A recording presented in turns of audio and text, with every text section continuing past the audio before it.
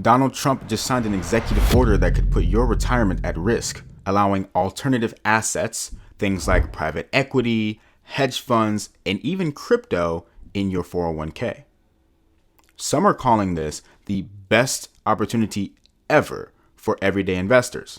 And others are saying that this is just stuffing the pockets of private equity managers and bailing out the entire industry. So let's talk about what these alternative assets actually are and what impact that they may have on your retirement and why this is even happening in the first place. I'm Keith D, here to talk everything money and markets. Let's break it down. The Employee Retirement Income Security Act of 1974, often referred to as ERISA, has been responsible for limiting your 401k to some of the most basic investment options, including stocks, bonds, and mutual funds. The primary reasoning for these limitations has been to protect the retirement income of employees and to make sure that investors aren't taking crazy risks with the everyday person's retirement account. The trade-off for having limitations around how much risk that someone can take with their retirement account is that there's also a limitation on how much reward that they can get from their retirement accounts as well. Donald Trump's executive order seems to address these limitations by enabling and encouraging the opportunity for 401ks to actually invest in alternative assets, which are known to provide more risk, but also the potential for higher reward. Alternative assets include things like venture capital, private equity, even commodities, and real estate. Now, typically, these types of private market investment opportunities are only available to what are called accredited investors, which is outlined by the Securities and Exchange Commission, or the SEC. And this definition of accredited investor is that you have a $1 million or more net worth, or have an annual income of $200,000 as an individual or $300,000 as a household. Trump's executive order changes this, where instead of only accredited investors being able to get access to these opportunities, the average American can actually get access to these private market opportunities through their 401k. Now, while this is fantastic for people who otherwise wouldn't be able to get access to these private market investment opportunities, it also comes with some risks. The thing about the private markets is that they are far less regulated and don't have to report to the SEC or any other regulator in the same way. They are also much less liquid, meaning that when you put money in, it's not always easy to immediately get your money back out. And it's much harder to value these private equity types of investments, especially when you compare it to the S&P 500, which marks to market in real time every day. But just in case you aren't super familiar, let's take a quick second to explain how these retirement accounts actually work. Because honestly, this could be a lot worse than what it looks like on the surface. Your employer is what's called the plan sponsor. The plan sponsor offers the retirement account to their employees. And then you have the plan provider, which is the financial company that runs it. They handle the actual investments themselves, the record keeping, and even the funds that you get to choose from as an investor. Now, technically, the plan sponsor is responsible for selecting which investment options employees actually choose from, but those choices are limited by what the plan provider makes available. These are some of your big names like Fidelity, T. Rowe Price, Charles Schwab, and so on. Now, here's the little thing about how all of that works. You have these plan providers that are responsible for managing your investments as well as selecting the different funds that you actually invest into.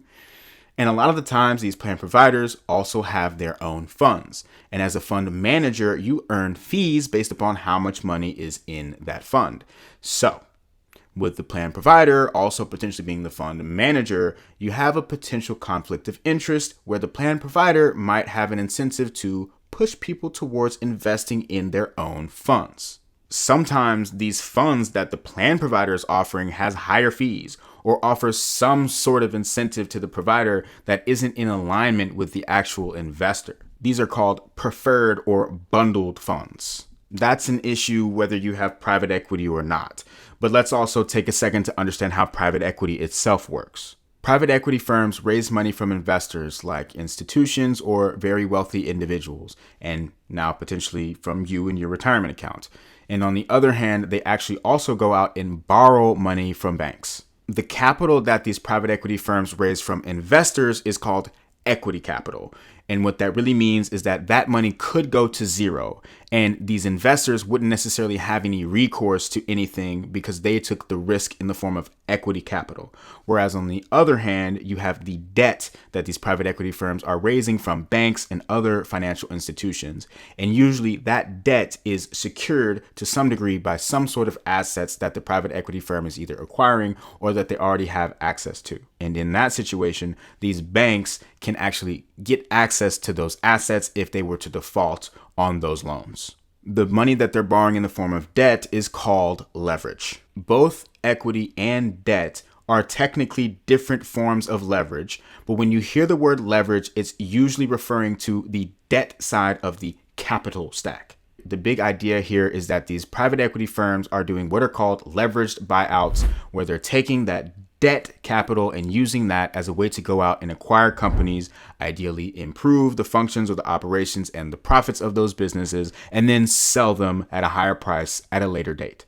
As an investor, your equity capital is getting access to this leverage that the private equity firm is borrowing.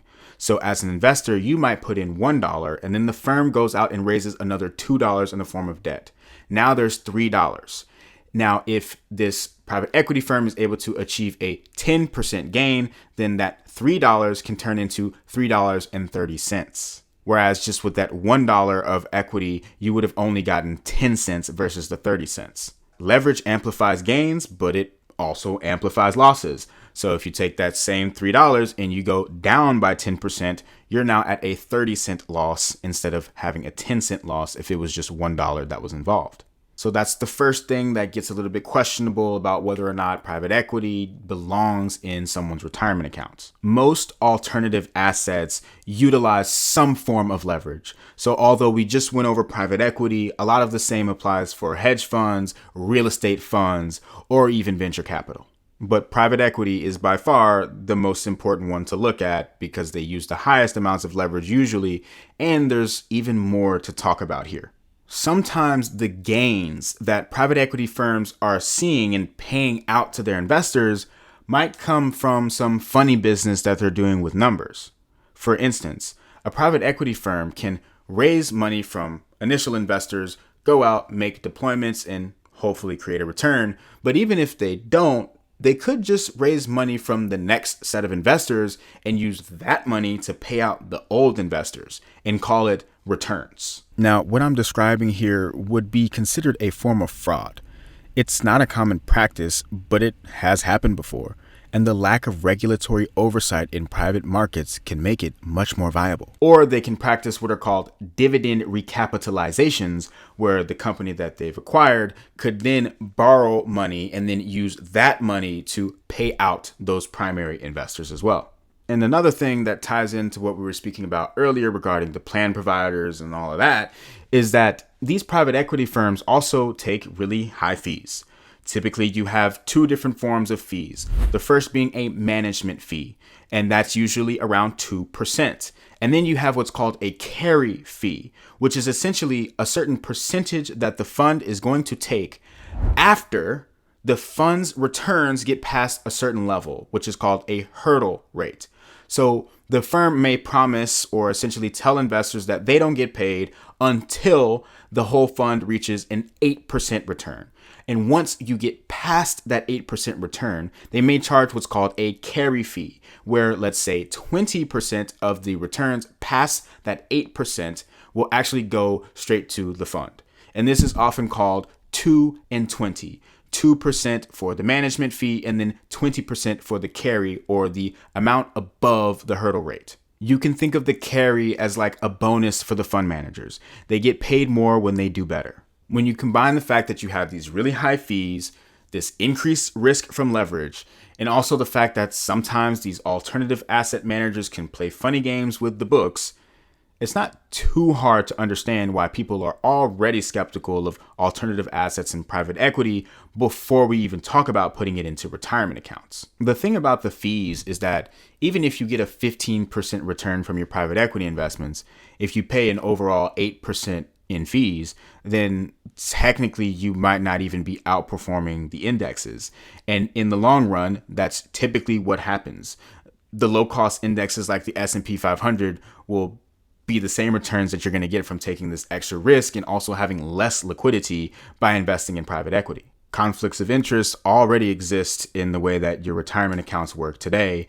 So adding in this extra lack of proper alignment of incentives that can come from private equity and other alternative assets could be dangerous. And just so you're aware, when it comes to the misaligned incentives in the 401k industry already, it's not just some hypothetical.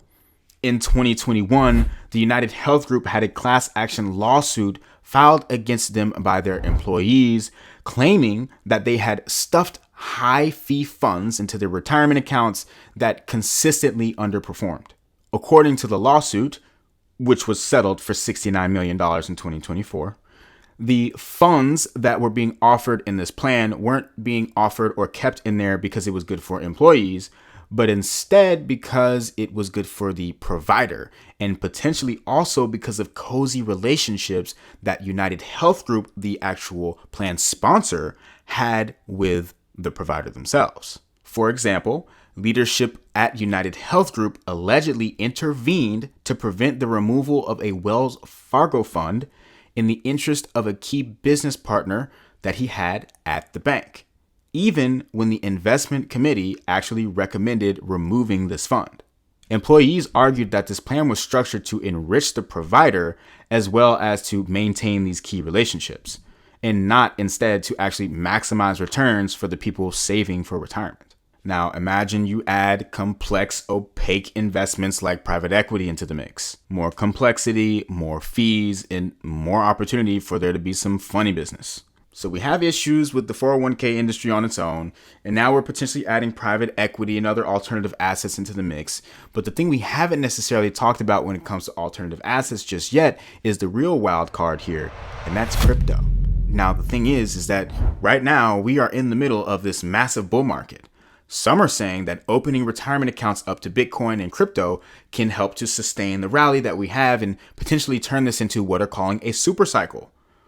On the other hand, if that's not exactly how this goes down, then we're potentially opening up retirement accounts to crypto at the top. Now, I'm not saying that these retirement accounts are just going to start pouring money into crypto tomorrow, but it's definitely something to watch out for, especially over the long term.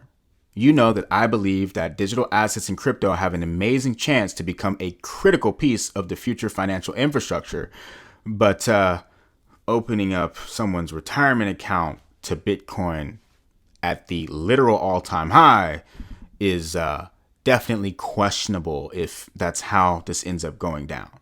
All I'm really saying here is that while I do believe that this is an incredible opportunity for everyday investors to get access to investments that they would otherwise not have access to, there are also some things to think about when it comes to how this happens, when this happens, and also maybe why. I'm Keith D, here to talk everything money and markets. And if you want to join me in my community in these types of conversations and much more, check out the link in the description.